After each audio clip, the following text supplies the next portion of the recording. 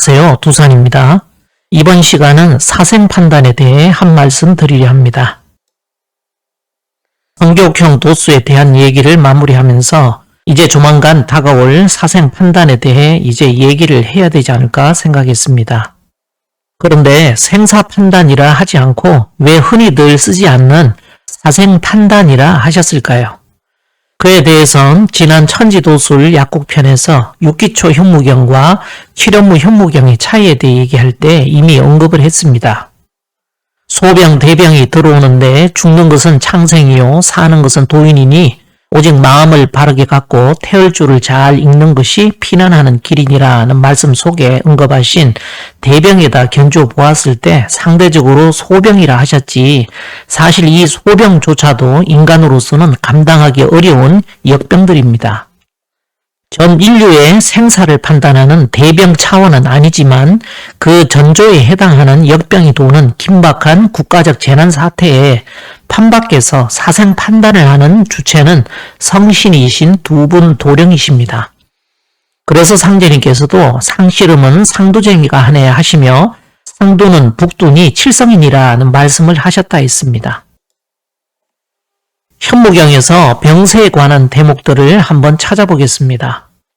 네모 박스 안에 구절들이 다인데 칠현무 현무경은 첫 장 5부로부터 25번째 장인 옥주통 유부까지는 각종 부서로 이루어져 있는데 26번째부터 마지막 33번째 장까지는 보시는 바와 같이 글로만 기록되어 있습니다. 그중 병에 관련된 장만 살펴보면 다음과 같습니다. 먼저 26번째 장에는 앞으로 밀려오는 병의 형세에 대해 적시를 하고 있습니다. 병유대세, 병유소세라 하여 병에는 큰 병세가 있고 작은 병세가 있다 하셨습니다. 이 장만 따로 떼어서 보겠습니다. 특이한 건 병유대세, 병유소세의 아래쪽 글의 위치가 육기초 현무경과 다릅니다.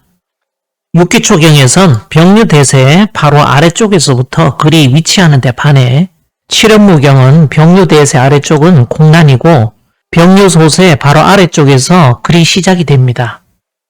이 부분이 사생판단과 생사판단의 다른 점인데 사생판단에선 대병의 전조현상인 병유소세, 즉 소병을 중심으로 기록되었다는 점이 특징이며 그렇다는 것은 상두쟁이가 칠현무라는 판밖의 무대에서부터 등장하게 됨을 알리고 있습니다.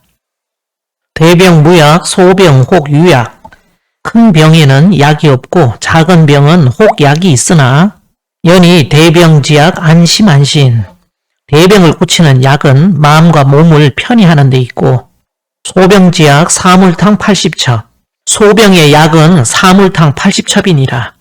대병지약엔 대자를 그대로 쓰셨지만 특이하게도 소병에 해당하는 자리에는 보시다시피 소자가 아닌 큰 대자를 쓰셨습니다. 아니 상제님께서 혹시 실수를 하셨던 것일까요? 육기초경에는 소자로 되어 있지 않습니까? 혹시 무슨 이유가 있는 것일까요?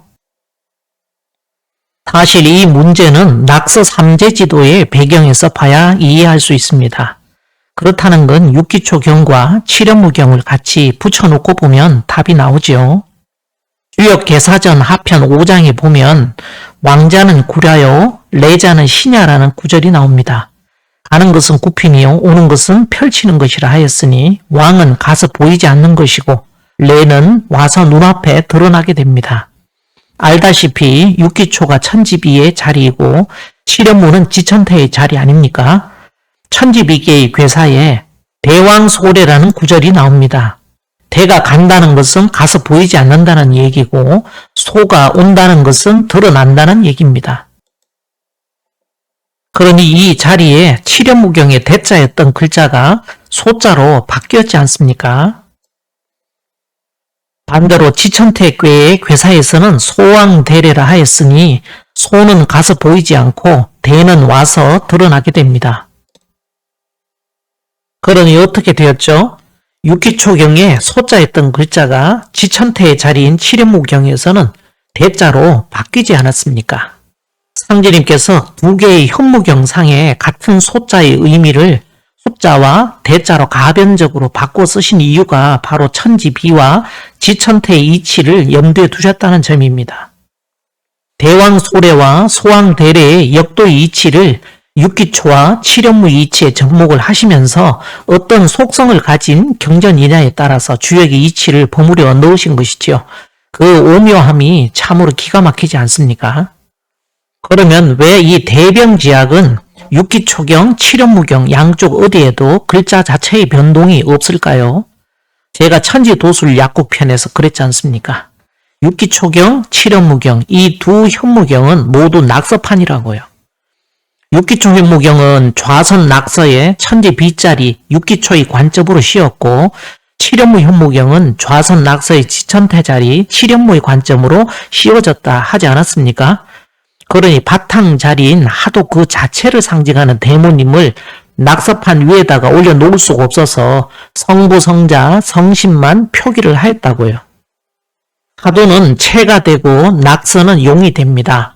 낙서판을 떠받치고 있는 하도판의 주장신이기 때문에 이 대병지약의 대자는 체가 되어 아무런 변동이 없는 반면 낙서판을 뜻하는 소병지약은 용의 자리라 육기초와 칠연무의 위치에 따라 변동이 있게 된 것입니다.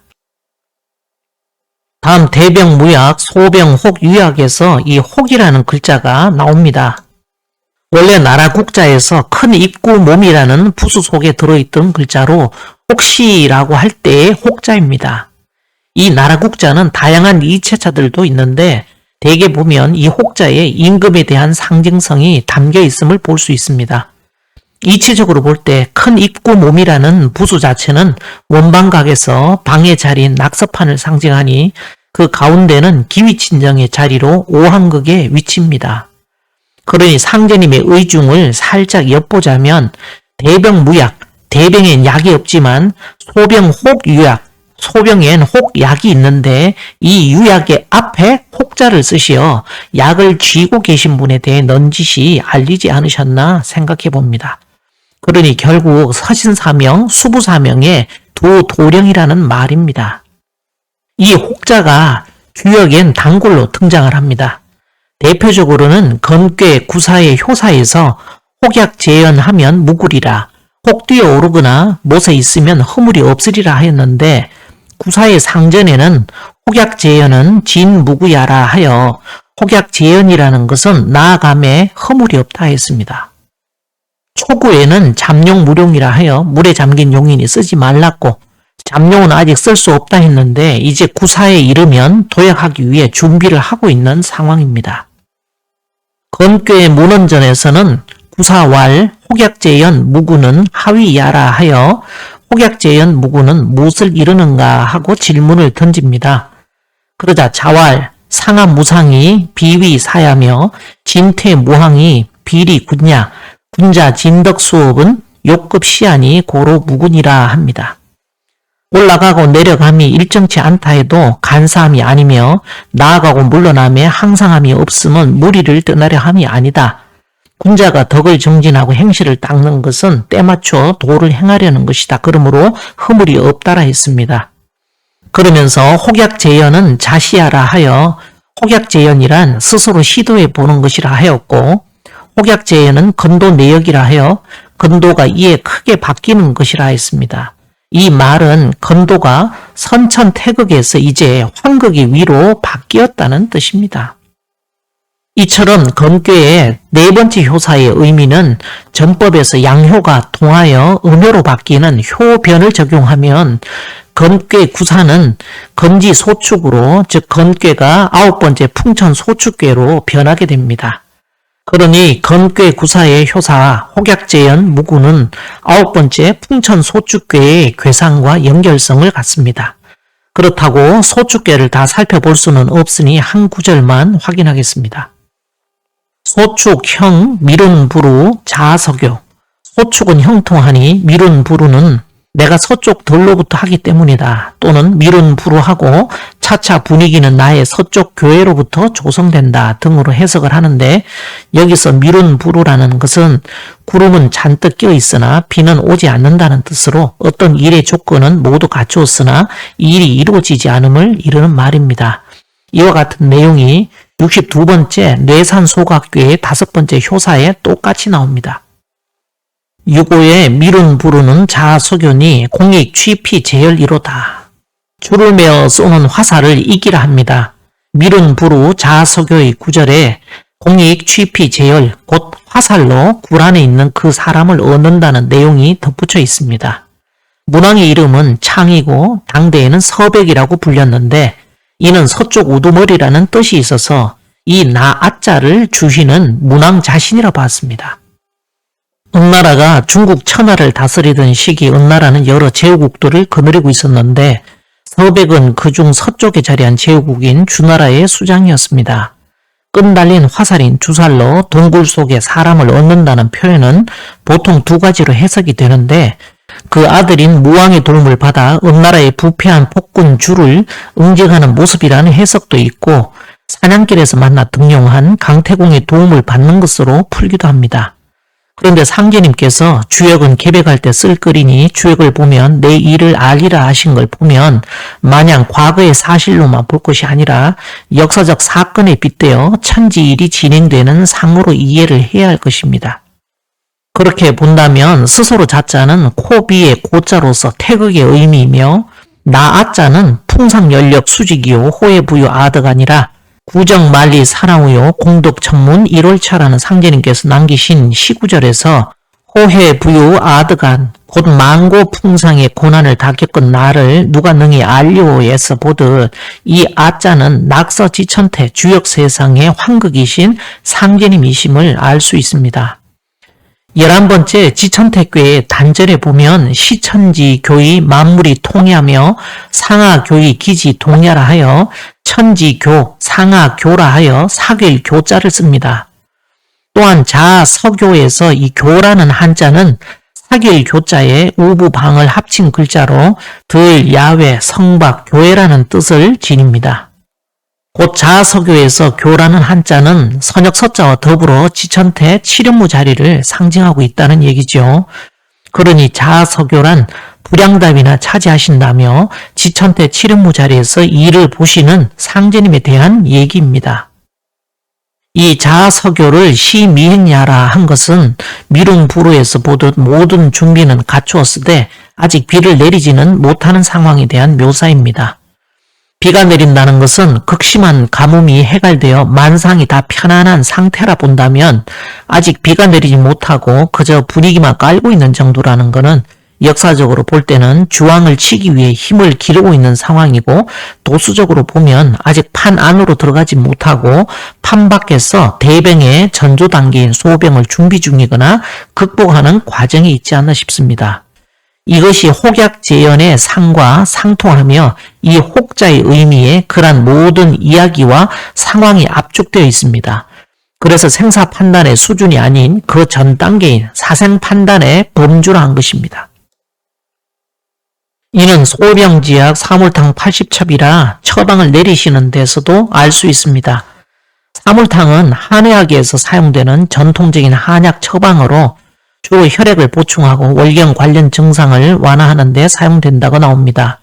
사물탕은 4가지 약초로 만든 탕이라는 뜻으로 당귀, 청궁, 백작약, 숙지황의 4가지 주요 성분으로 구성되는데 개별적으로 복용할 때보다 4가지 약재 모두를 함께 달여 먹을 때 더 좋은 효과를 나타낸다고 합니다. 그런데 소병지약으로서 사물탕이라는 처방을 내리신 부분은 약재에 대한 처방 여부를 떠나서 본질적으로 환극의 용사에 대한 부분으로 이해해야 할 것입니다. 이는 사물이라 하신 부분이 성경에도 내 생물을 언급하였듯 사칠성에 대한 상징이기 때문입니다. 그러니 사물의 약성분이 배어있는 사물탕의 개념은 목화금수가 생성되어 돌아가는 바탕의 자리로 모순과 대립을 조절시켜주는 컨트롤 타워의 역할을 하는 토의 덕성을 상징하니 결국 환극이라는 소리이며 80첩에 대한 부분 또한 마찬가지입니다. 선천운수 궁80 달80이라 하신 강태공 도수를 비롯해 복종 80년 신명 성리대전 80권 장광 80리, 강동 80리 이르기까지 모두 서신사명으로서 환극의 의미가 내재되어 있다 할 것입니다.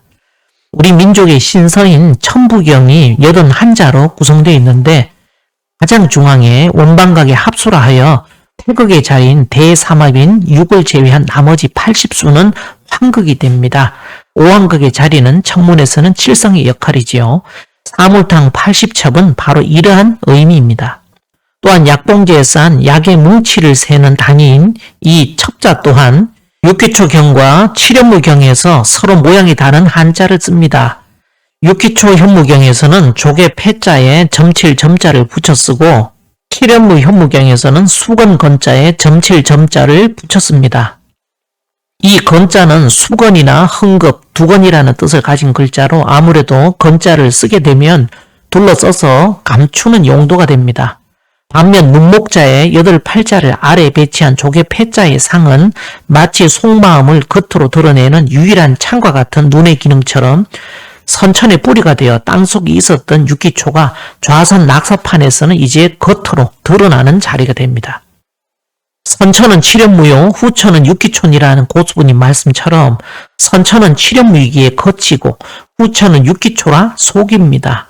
그런데 후천 운도에선 겉과 속이 뒤집어지기 때문에 이제 육기초가 겉이 되며 칠연무는 속으로 말려 들어가게 되지요. 그러므로 밖으로 드러난 육기초 현무경에는 그러한 속성을 지닌 족의 패자를 붙인 척자를 쓴 반면 속으로 말려 들어간 칠연무 현무경에는 수건으로 가려져 보이지 않는 첩자를 쓰셨다는 것, 이 낙서판이 선천 낙서가 아닌 좌선으로 돌아가는 후천 낙서판이라는 것을 암시합니다. 마지막으로 유념해야 될 포인트는 대병무약으로부터 사물탕 80첩까지의 이 전체 문장이 29자로 이루어졌다는 점입니다.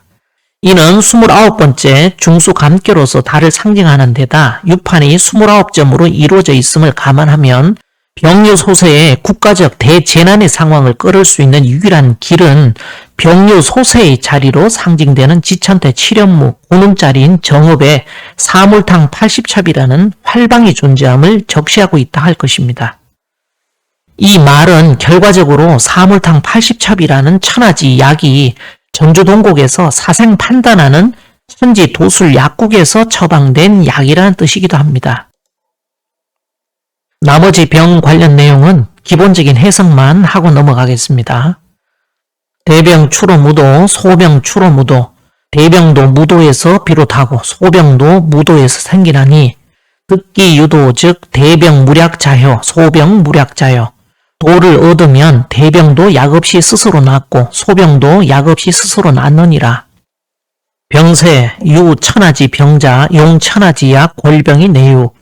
천하의 병을 가진 자는 천하의 약을 써야 그 병이 낫느니라. 요약을 하자면 대병도 소병도 무도에서 생기는데 유도를 얻으면 약도 필요 없이 자연히 낫는다 하셨습니다. 그러면 자연히 무도에 반대되는 유도가 무엇인가 하는 것이 핵심일 것입니다. 이에 대해서는 상제님께서는 현무경 16장에 왈유도라고 시작하시어 왈유도, 도유덕, 덕유화, 화요육, 유교장생, 창생유, 억조, 억조유, 원대, 원대유, 당뇨, 기초동량, 종을 쓰셨습니다. 도가 있고 도에 덕이 있고 덕에 화가 있고 하면서 억조가 모시고 싶은 분이 있으니 원대유, 당뇨라 하고는 기초동량, 종으로 마무리하십니다. 문장의 구조로 봤을 때 왈유도, 도유덕, 덕유화가 천지인 원방각에 대한 설정임을 감안하면 유도란 무국신의 자리에 대한 상징적 표현임을 알 수 있습니다.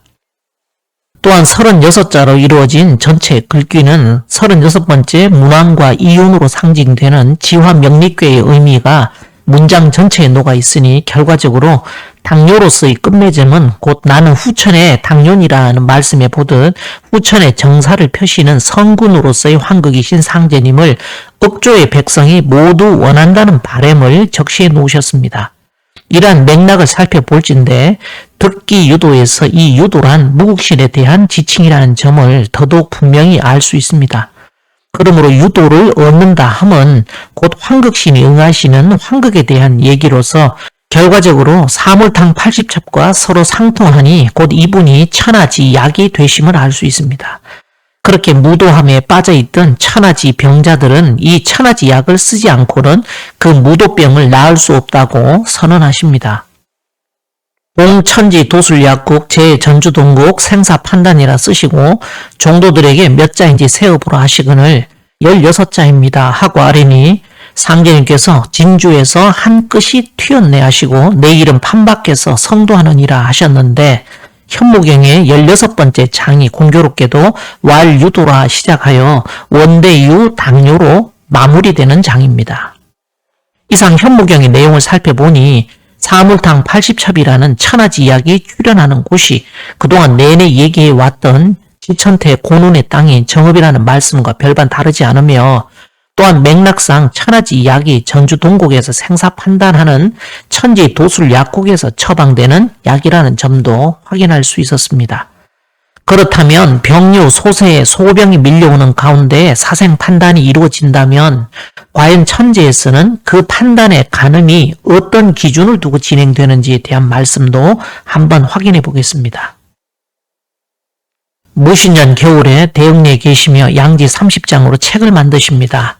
먼저 앞에 15장과 뒤에 15장으로 선우를 나눈 다음에 앞에 15장에는 한 장 두 쪽에다 가로로 배언망덕 만사신이라 쓰시고 가운데 세로로 일분명 일양시생이라 쓰셨으며 뒤에 15장에는 한 장 두 쪽에다가 가로로 작지부지 성의 웅약이라 쓰시고 가운데 세로로 이름시생이라고 내려 쓰시고는 이는 살고 죽는 두 길이니 어찌하여 살며 어찌하면 죽겠느냐 잘 생각하여 말하라 하십니다.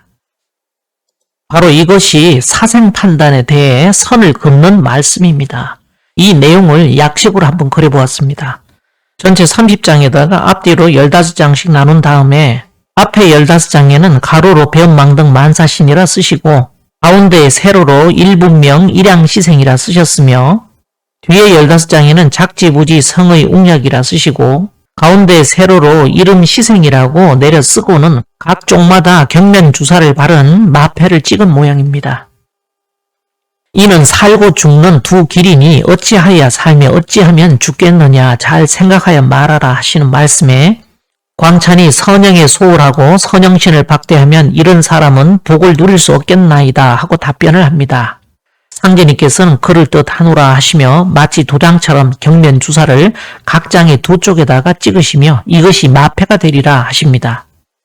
종도가 다시 대도 아래에 앞으로 배언망덕하는 사람과 성의 웅약하는 사람이 있게 되오리까 하고 여쭈자 상제님께서는 나를 등지는 사람은 망하고 나를 섬기는 사람은 창성하리라 하십니다. 이 말씀은 정읍의 유설란 후치지운하니 의자를 금지하고 불의자를 원지하라는 말씀과 아주 흡사합니다. 그 다음 김광찬 종도가 이번에 제자가 대답하거늘 한동안 잠자코 계시다가 말씀하시기를 그럴듯하다고 하시니 어째서입니까 하고 다시 여쭈자 상제님께서는 모든 성씨의 선영신이 나의 공사를 받들어 덕을 쌓아서 자손을 위해 계책을 세우나니 나를 등져서 망하는 사람은 선영을 소홀히 하고 박대함이 되느니라 하십니다. 대순정경에는 선영신을 부인하거나 박대하는 자는 살 기운을 받기 어려울 것이로소이다 라 되어 있는데 천지개백경에는 선영에 소홀하고 선영신을 박대하면 이런 사람은 복을 누릴 수 없겠나이다 하며 표현이 살짝 다르지만 결과적으로는 같은 뜻입니다. 이와 비슷한 말씀들이 서교는 신명박대가 심함으로 능히 성공치 못하리라. 서교는 신명을 박대함으로써 성공치 못하리라. 이는 풀잎도 신이 떠나면 마르고 벽도 신이 떠나면 흙이 떨어지나니 서양도 신이 떠난 연고라는 말씀인데 이 때는 원시 반본하는 시대라 혈통줄이 바로 잡히는 때이니 환부역조하는 자와 환골하는 자는 다 죽으리라는 말씀과 모두 상통합니다. 또다시 한 종도가 변망덕 만사신 아래에는 일분명이 있고 작지부지 성의 웅약 아래에는 일분명이 없으니 어째서입니까 하고 여쭈자 변망덕은 일분명이 있어서 세상이 모두 알게 하고 성의 웅약은 하늘이 숨겨두어 때가 와야 천하가 알게 하노라 하셨습니다. 지난 12월 3일 중북과 반국가 세력을 척결하고 자유대한민국을 수호하겠다는 구국의 명분으로 윤석열 대통령이 비상계엄령을 발동한 것이야말로 반국가 세력인 변망덕 만사신 아래 웅크리고 있던 일분명 일양시생이 터져나온 천재의 상입니다. 일양시생은 돈짓다를 가리킵니다. 세운의 병자 개로 길을 여는 이 북소리가 멀리 서양까지 울려 들리는데 이는 장차 미중 전쟁을 알리는 전주곡입니다. 이 북소리에 천하가 한번 웃군하리라는 말씀은 천지개벽 시대에 어찌 전쟁이 없으리요 앞으로 천지전쟁이 있느니라는 말씀과 같은 맥락이지요. 이후 대란지하에 대병이 들어오나 작지부지 성의 웅약 아래 이름 시생의 생로가 열리므로 하늘이 숨겨둔 이 성의 웅약을 천하가 알게 된다 하셨습니다. 그런즉 일분명 일양시생은 세운과 관련이 있고 이름시생은 도운의 측면으로 표리관계가 됩니다. 이처럼 상제님께서는 남조선 도수와 북학주 도수에 모두 사생판단의 분명한 기준을 제시해 주셨습니다. 그러면 전체 공사의 을개에 대해 다시 한번 살펴보겠습니다. 상제님께서 공사 보신 양지 30장은 중화리괴로서 삼리화의 태양을 상징하고 있습니다. 이는 복희 여화도처럼 한몸이신 선천태양이신 상제님과 후천태양이신 대모님을 함께 의미하지요. 이를 앞뒤로 해서 15장씩 선우를 나누신 것은 15소로 상징되는 선천낙서와 후천낙서로 나누신 것입니다. 또한 수직을 기준으로 좌우로 나눠지는 선천태극의 특성상 각각 자웅으로 상징되는 배엄망덕 만사신이라는 선천 칠연무와 작지부지 성의 웅약인 후천 육기초는 체가 되므로 가로로 나란히 쓰게 되셨습니다. 다만 일분명 일양시생과 이름시생은 수평을 기준으로 상하로 나눠지는 후천 태극의 특성상 그 반대인 세로로 쓰시게 됩니다. 그림의 전체 구조는 선천 태극의 모형과 아주 흡사합니다. 이는 살고 죽는 두 기린이 어찌하여 삶이 어찌하면 죽겠느냐 잘 생각하여 말하라 하신 말씀에 잘 어울리는 선우천의 모형도를 그려 놓으시고 둘 중 하나를 선택하라는 말씀입니다. 끝도 한도 없이 외형적인 욕심만 키우며 뿌리와는 반대되는 배엄망덕 만사신의 사망의 골짜기로 달려가는 선천의 속된 길을 쫓아 죽음을 택할 것인지 아니면 작지부지 성의 웅약이라는 원시반본의 섭리를 쫓아 마음을 고쳐먹는 참회를 통해 영원히 살 수 있는 장생의 길로 들어설 것인지 우리 모두에게 선택하도록 하셨습니다. 반면 고수부님께서는 이 선우천의 생사 판단의 문제를 우리 모두가 선천칠연무, 배엄망덕 만사신이라는 불의한 길로 가지 않고 죽기를 각오하는 결기로서 대의를 쫓도록 하셨습니다. 대인대의한 후천칠연무 사문에 들지만 다시 재생의 길을 여는 생문으로 나아갈 수 있게 길을 인도해 주셨으니 그 첫 일성이 너희들이 공부를 하자면 마땅히 생문방부터 알아두라 하시고 오직 한 구멍으로 밖에 나가는 데가 없나니 꼭 그리 알라 하고 당부를 하십니다. 바로 이 계란의 노른자와 흰자에 해당하는 이 둘을 고수부님은 천지아구를 아느냐 천지인망을 찾으려면 생사문을 알고서 공부해야 하느니라 하시며 한마디로 생사문이라 하셨습니다. 생문인 서효동은 환극의 자리입니다. 선천의 군이신 고수부님이 내가 올 적에는 세상 사람들에게 먼저 알리고 올 것이니 그리 알라 하셨듯 다시 오실 때에는 이번에는 환극의 위로 드러나십니다. 유판의 날짜를 고수부님의 홍문 쪽으로 놓고 앉으신 이 공사가 생문 자리를 주관하시는 고수부님의 역할입니다. 반면 사문인 지천태의 칠연무의 자리는 인정상관님이 주관하십니다. 남쪽 벽에 지천태괴를 그리게 하시고 이 뜻을 알라 하신 것은 바로 인정상관님께서 이 계란의 흰자와 같은 지천태 칠연무 자리에 주관을 맡으신다는 말씀입니다. 또한 내 일은 내영에게 맡겼다는 말씀은 현실적으로 내영상관님이 이 사문 자리를 맡으신다는 얘기이니 결국 두 분은 강요로서 채용의 관계가 되심을 알 수 있습니다. 그런즉 이 생사문은 결국 서신사명, 수부사명의 두 도령이 함께 주관을 하는 사생판단의 자리입니다. 판 밖에서 성공해 드디어 판 안으로 들어오는 날에는 이제 문왕을 좌우로 보필하는 환극의 정위에 자리하시게 되시니 이제 전 인류를 생사 판단하는 전면에 나서게 되십니다. 그렇다면 사생 판단이 현실적으로는 어떻게 진행되는지에 대한 전개 양상에 대한 말씀도 한번 확인해 보겠습니다. 이것이 낚시가 아니라 천하의 독대다 독대, 사람을 낚는 것이니 너희는 몰라도 천지백성을 다 건져내는 중이니라는 말씀이 나옵니다. 여기서 독대는 양쪽 끝에 가늘고 긴 막대로 손잡이를 만든 금으로 이르는 일종의 어로 도구로 달리 반두라고도 합니다. 칠산 바다에 조기잡이도 먹을 사람을 정하여 놓고 잡힌다는 상징의 말씀이나 승리하여 나갈 적에는 오직 한 구멍으로 밖에 나가는 데가 없나니 꼭 그리 알라. 생사 출입이 이와 같으니라는 고수분이 말씀처럼 상제님은 이미 천지 백성을 다 건져내기 위해 독대를 설치해 놓으시는 공사를 보셨습니다. 억수가 온다, 대수가 온다, 천하수가 온다는 말씀은 불가항력에 천지 대세가 밀려올 때는 모두가 정신 차릴 겨를도 없다는 얘기니 그야말로 속수무책의 지경에는 제갈공명의 무게로도 능히 풀 수가 없고 대세가 넘어가 와르르 무너져 내린 뒤에는 한신과 같은 병선도 어찌할 수 없다는 상황처럼 천하수에 떠밀려 둥둥 떠내려오다가 그나마 살자는 독대에 걸려 다 잡히게 된다는 말씀이죠. 이 독대를 상제님께서는 화용도의 목이라 하셨습니다. 황계가 동안이 필요 적벽 대전의 조짐이라 어서 관원장을 불러 화용도의 목을 단단히 지키게 하리라 하셨습니다. 상제님 도에서는 서신사명의 자리를 서방금에 대인대의하신 관원장으로 표상합니다. 결국 화용도의 목은 사생판단의 목자리입니다. 손빈의 제조는 방연으로 하여금 모지마릉하게 함에 있고 제갈량의 제조는 조조로 하여금 화용도에서 만나게 함에 있었다 하였습니다.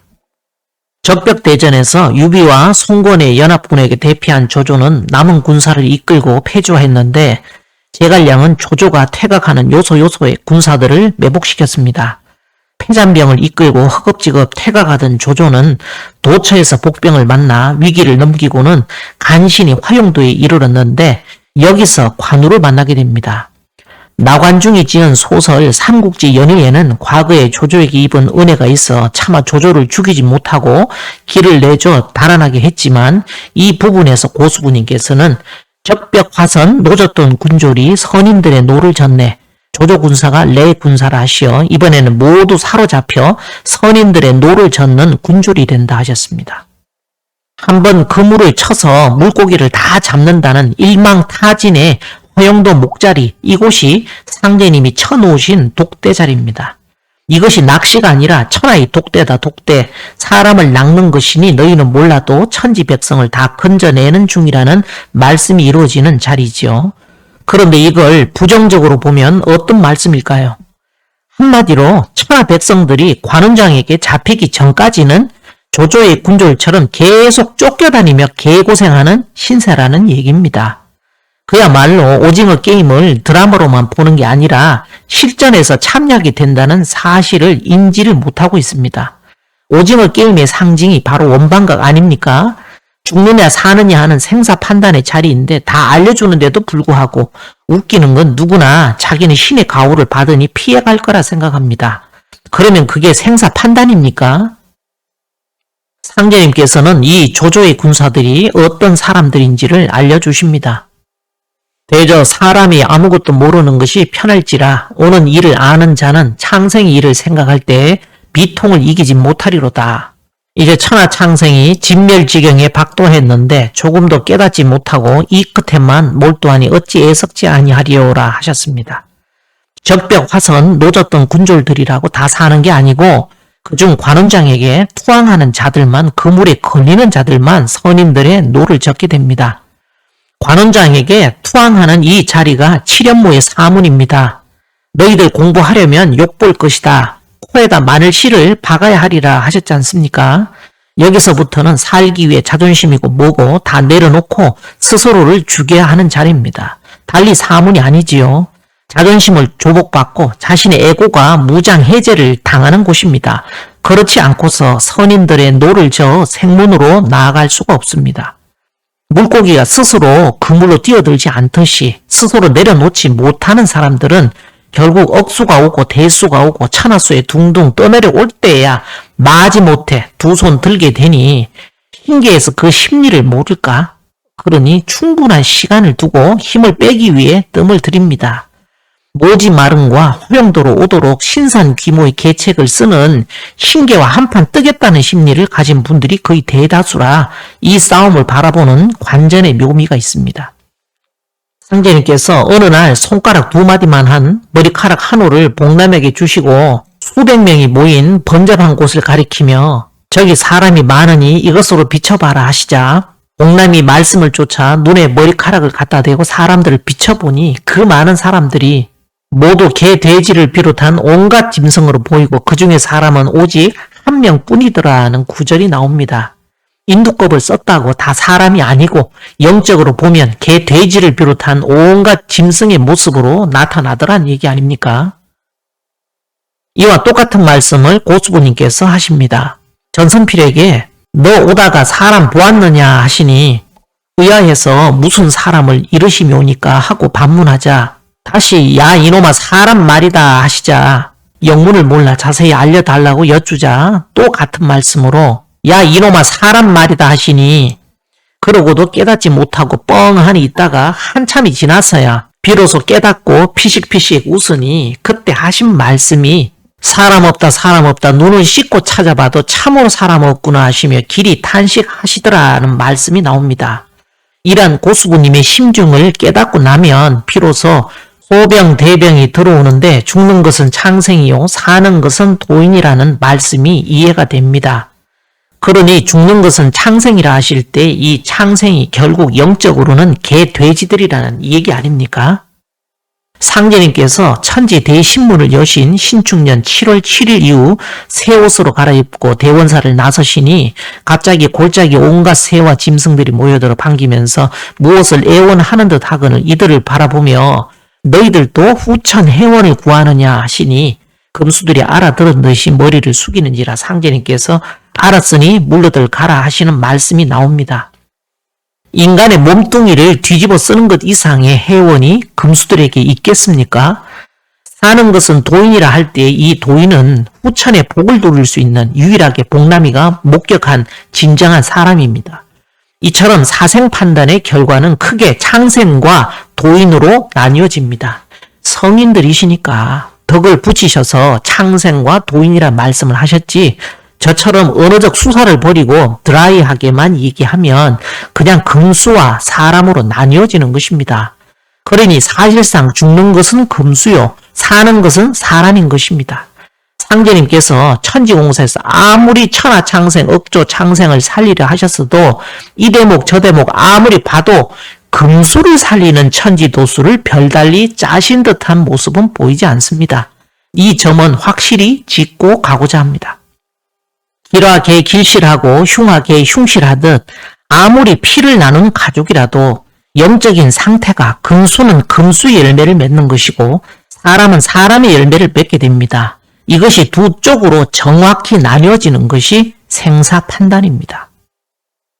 사생판단의 과정에서 사문과 생문이 자리한 장광 80리 안으로 인연자들이 몰려 들어오게 되는 과정은 희례하면 금산사의 작인산인해 하노라 앞으로 판밖에서 성도시켜 몰아들일 때에는 인산인해를 이루어 너희들의 수고함이 참으로 클 것이니라 하는 상제님, 고수부님 말씀에 이미 다 예견되어 있습니다. 또한 상제님, 대모님, 고수부님, 본주님께서도 모두들 한 목소리로 얘기하시는 바이며 급기야 상제님은 피나는 콩밭 두둑에서 한다고 대놓고 알려주시고 선사님도 아예 나는 태전 간다 하시며 피란처인 콩밭 태전에 대한 이정표까지 이미 찍어주신 바 계십니다. 그러니 인연자들이 장광 80리 안으로 들어오는 문제는 사실상 시간차의 문제일 뿐 이미 천지에선 정해놓은 일입니다. 그러면 여기서 사는 것은 도인이라 하셨을 때 그 도인은 과연 어떤 일을 말하는 것일까요? 선우천 생사를 판단하는 공사에서 김광찬 종도는 선영신에 대해 언급을 합니다. 옛말에 순천자는 흥하고 역천자는 망이라 하였듯 다가오는 세상은 원시반본이라는 천지대세에 순응하는 자에게만 살 기운이 붙어 있습니다.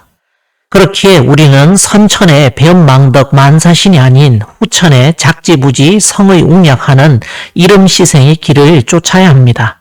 나를 섬기는 사람은 창성하리라 하셨으니 상제님의 의중을 정확히 알고 쫓아가다 보면 결국 일륜과 천륜이라는 천지 어머니 대모님과 선사님을 만나게 됩니다. 엄마 찾아 산말리라는 말이 있듯 음도수의 후천은 지심대도술의 세상이라 두 분을 향한 마음이 열려야만 닿을 수 있습니다. 사는 것은 도인이라는 고수부님 말씀에서 이 도인을 상제님께서는 이때는 포태의 운수라 하시고 세인들이 태을도인이라 부르게 된다 하셨습니다. 선사님께서도 도인으로 포태되는 도수를 보시기까지 하지 않으셨습니까? 도인으로 자랄 수 있는 콩밭에 포태가 되어야 도인 열매가 매달리지 않습니까? 이 콩밭이 태극이 위를 말합니다. 후천의 권이신 대모님의 뱃속 자궁, 즉 콩밭에서 도인으로 포태되는 도수라는 얘기는 결국 대모님을 후천의 천주님으로 신앙하지 않고는 이 구멍으로 나올 수 없다는 얘기입니다. 승리하여 나갈 적에는 오직 한 구멍으로 밖에 나가는 데가 없나니 꼭 그리 알라. 생사 출입이 이와 같으니라 하신 고수부님의 수수께끼 같은 이 말씀은 바로 이 구멍을 얘기하는 것입니다. 나의 도 아래에서 도를 받던 날이 바로 그 사람의 후천 생일이 되어 한 살이 된다고 말씀까지 하셨으니 승리하여 나아갈 적이라는 고수부님 말씀을 음미해 보면 이걸 기존의 허다한 입도식 절차에 적당히 비빌 수는 없지 않겠습니까? 상제님 고수부님 공사에 의해 화영도에서 관원장에게 모두 잡힌 다음에야 선인들의 노를 젓는 군졸로서 다시 재생하는 문을 통과할 수 있습니다. 천지 아구를 아느냐, 천지 인망을 찾으려면 생사문을 알고서 공부해야 하느니라는 말씀이 그냥 나온 말씀이 아닙니다. 지금까진 금수들 해원하느라 도인가죽 뒤집어 쓴 창생만 있을 뿐 정작 도인은 없었습니다. 천하가 사생 판단으로 들어가면 모두 걸러지고 진성만 남게 되지요. 인간 세상 해원했으면 됐지 뭘 더 바랍니까? 이제 만사가 순리대로 가야지요. 사람은 원래 여자가 낳는 법이라 하셨으니 이제는 철이 들 때도 되었습니다. 참된 도인들에게는 하시는 상제립 말씀이 나옵니다. 병이 오면 너희들이 천하 창생을 구하노니 천하의 억조 중생이 모두 너희들에게 보은하고 천하의 무수한 백성들이 모두 너희가 가르치는 도를 받들 것이요 천하의 모든 인류가 모두 너희에게 돌아와 마음을 합한다 하셨습니다. 그냥 태울주 몇 번 읽고 치성 참석하고 성금복도 좀 내면 뭐 이런 대접이 차려질 줄 알고 있다면 그야말로 몽상가들이지요. 정신들 차려야 됩니다. 정치판 더러운 건 천하가 다 아는 일이지만 종교판 역시 만만치 않습니다. 오히려 한 수 위입니다. 닦은 건 하나도 없이 종교판만큼 욕심이 하늘을 찌르는 데가 없어요. 그리고 역신들 판이라 그런지 제정신 가진 사람들 만나기가 극히 어렵습니다. 자주 하는 얘기지만 하루는 워낙에 많은 사람들이 인정상관님을 뵈려고 마당에 가득하니 온 사람들 성의도 있는데 한번 나오셔서 말씀 좀 주십시오 하고 옆에 따르는 이들이 여쭙자 어쩔 수 없이 나오시더니 앞에 기둥을 붙잡고 하시는 말씀이 그러십니다. 이렇게 사람이 많건만 급할 때 두 손은 되겠는가? 딱 이 한 말씀 하시고는 다시 들어가셨다 합니다. 말씀 그대로 급한 시국이 닥쳤을 때 도인이라 불릴 만한 사람이 딱 두 손은 왜 없다는 소리 아닙니까? 그 말인즉슨 나머지는 다 답 없는 창생이라는 얘기입니다. 그러니 상제님께서 너희들 공부하려면 욕볼 것이다. 코에다 마늘 씨를 박아야 하리라 하시는 말씀이 그냥 나온 게 아니라는 것이죠. 이 말씀을 인정상관님만 하셨으면 이렇게 말을 못합니다. 상제님께서는 내일은 셋만 있어도 하고 셋이 없으면 둘만 있어도 하고 둘이 없으면 하나만 있어도 하느니라 그 하나도 없으면 말뚝에다 기운만 붙이면 천하사를 하느니라 하셨으며 고수부님 역시 내일은 셋, 둘, 하나면 되나니 한 사람만 있으면 다 따라 하느니라 하시고 본주님 역시 끝마당 두고 보면 알아 하시며 하나 셋만 있어도 내일은 되어 하셨습니다. 이제 사생 판단의 얘기를 마무리하겠습니다. 앞서 많은 얘기들을 풀어왔지만 사생 판단의 결론은 성인들의 말씀을 놓고 봤을 때 결국 천지인망인 생사문을 통과하는 도인 포태의 천지예식을 통해 태을도인으로 거듭나는 일입니다. 선사님께서는 도인 포태 도수를 보실 때 묘소를 들어가셨다가 마치 핏물이 뚝뚝 떨어지는 듯한 붉은 수수비 자루를 가지고 나오시면서 이 피를 보거라. 이제 모두 형제 자매 숙질간으로 한 형제가 되었다는 말씀을 하시며 가족지간에 의를 맺게끔 하셨습니다. 이렇게 맺어진 가족 관계를 천가족이라 합니다. 하늘 백성으로 맺어진 가족이란 뜻이죠. 계통은 혈족으로 전한다는 말이 있듯 선사님을 중심으로 인존 시대가 열리게 됨을 천륜으로 우주이가라 하셨습니다. 하루는 상제리께서 감나무 밑에 앉아 감을 쳐다보며 노래하시기를 감아 감아 열거든 떨어지지 말고 떨어지려면 열지를 말거라 하십니다. 떨어지지 않고 제대로 연근 열매나 의미가 있지 쭉정이는 수십 트럭으로 갖다 줘도 다 내 돈 들여서 다시 버려야 할 쓰레기가 되어버립니다. 혹여 하나님의 사랑과 구원의 은혜에 대해 갈구하는 배고픈 아이처럼 당신은 사랑받기 위해 태어난 사람이라 여긴다면 자신이 사랑받을 곳으로 가면 될 듯하고 혹여 부처님의 자비와 가피가 고프신 분들은 넉넉한 부모님의 품 같은 의지처에 기대면 되겠지요. 그러나 천지 대세는 이미 선천성자의 운도 끝물이라 서양도 신이 떠나 다들 길을 잃어버렸으니 지금은 새 삶을 도모할 때입니다. 다들 무언가 받고자 하는데 여긴 천지를 위해 내가 뭘 할 수 있는지 고민하는 자리입니다. 한 사람 덕 봐서 후천 무임승차로 가고자 하는 거지 건성을 가진 자들은 아예 만나지 않기를 바랍니다. 당신은 사랑받기 위해 태어난 사람이 아니라 열매를 맺기 위해 태어난 사람입니다. 서로가 서로한테 의존하며 덕볼 생각 말고 주체적으로 생각하고 도덕을 기초로 스스로 행동하는 양심을 가진 의인의 길을 가야지요. 유치를 면하라 하지 않으셨습니까? 너희들이 앞으로 한 지경을 넘어야 하리니 나는 그것을 걱정하노라 하시는 고수부님의 이 말씀 다들 넘지 말라는 무슨 속박 주문쯤으로 생각하던데 깨어나지 않으면 한치도 앞으로 나아갈 수가 없습니다. 만약 여러분들이 입양을 하여 집에 함께 살 가족을 받아야 되는 입장이라면 얼마나 고민을 해야 되겠습니까? 정말 생각만 해도 부담스럽기 짝이 없는 일이겠지요. 이 도인포태의 예식이라는 것이 꼭 그와 같습니다. 문은 열어두지만 웬만하면 도인포태에 쓸데없이 헛발질하지 마시라고 권유드립니다. 천가족으로서 의를 맺을 도인은 아무나 되는 것도 아니고 또한 그렇게 쉽게 받지도 않습니다. 상제님, 대모님, 선사님 이 세 분을 원방각으로 천지 삼신으로 모시지 못할 분들은 대한도와 전혀 인연이 없으니 일찌감치 시간 낭비하지 말고 자기 갈 길로 가세요. 이상 사생판단의 문을 열며 말씀을 마무리합니다.